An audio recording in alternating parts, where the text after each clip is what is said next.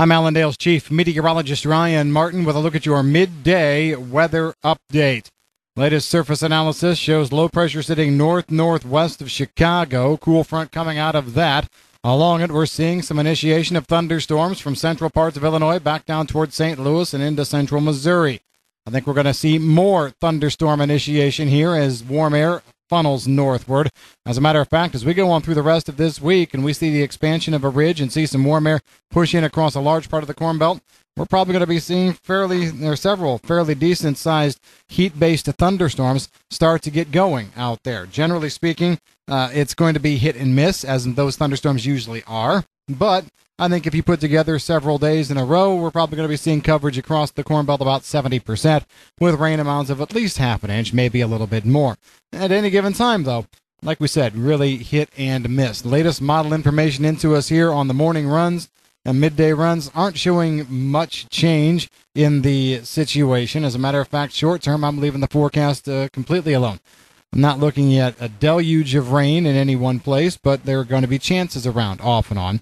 Where things get a little bit interesting is what happens then as we go into next week. We still have several significant fronts that want to try and work their way through. The first front that starts to develop this Friday into Saturday out over the upper Midwest, the northwestern part of the Corn Belt, it doesn't have as much teeth to it. We kind of scaled that back this morning, but now we're seeing multiple frontal boundaries trying to come through over the span of 4 or 5 days. So again, that first one coming into the upper Midwest late Thursday night into Friday, triggering first a cluster of thunderstorms over Minnesota, and then as we go through the day, Friday it sags southeastward, the initial line, and the low pushes north. So not a lot there.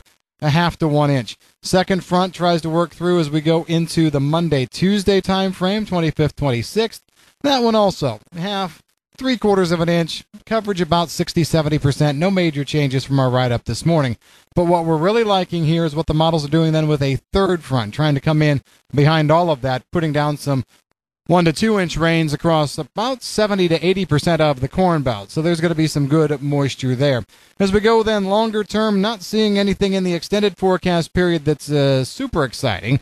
We are seeing another frontal boundary trying to come in as we go toward Labor Day. It's probably more along the lines of just some lingering moisture.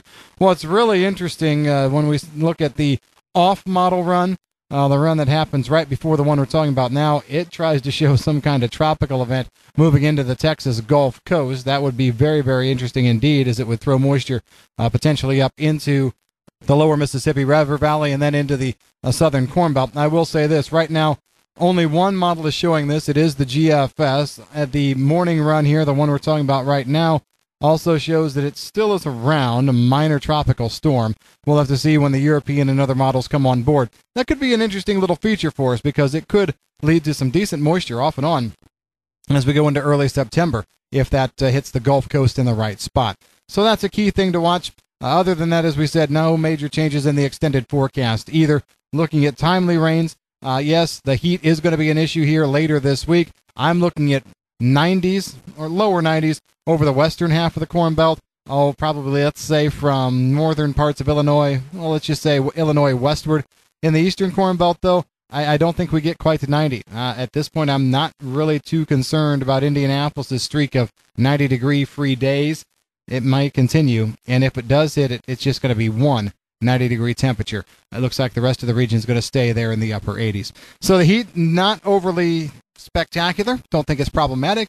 The biggest thing is moisture, getting it to everywhere, and it's going to be a slow go here at first. Very hit-and-miss shower and thunderstorm action initially.